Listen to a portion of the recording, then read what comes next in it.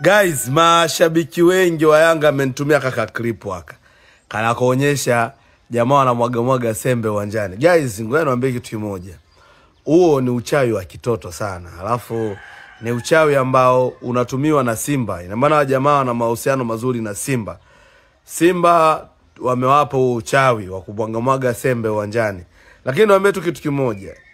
Huu hasa Simba mnaoanzisha dhidi ya Yanga so mzuri. Yaani unatuwekea sisi wakati mgumu sana mashabiki.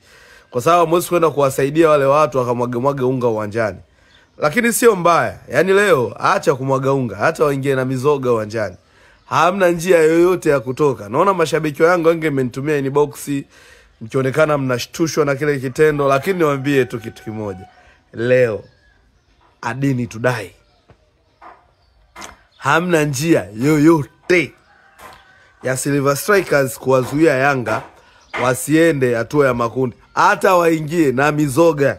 So ile kumwaga mboga, si unga mbolea majani ya stawi, hata waingie na mizoga uwanjani. Leo ni njia moja tu, Yanga kumfunga goli nyingi Silver Strikers kufungwa goli nyingi na Yanga.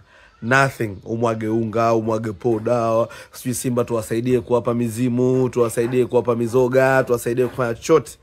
Hamna njia yoyote ya kuokoa. Mimi wananchi, ngoja niwaambie kitu kimoja. Hawa mbwa washaingia kwenye mfumo, washakuwa na pressure, washapagawa.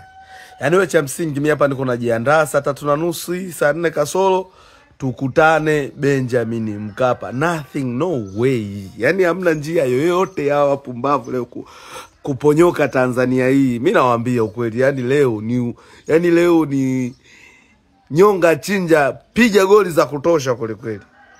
Tazarau na mwaga unga. Yasubirini. Mimi nawaambia kitu kimoja, huu uchawi wa kizamani sana.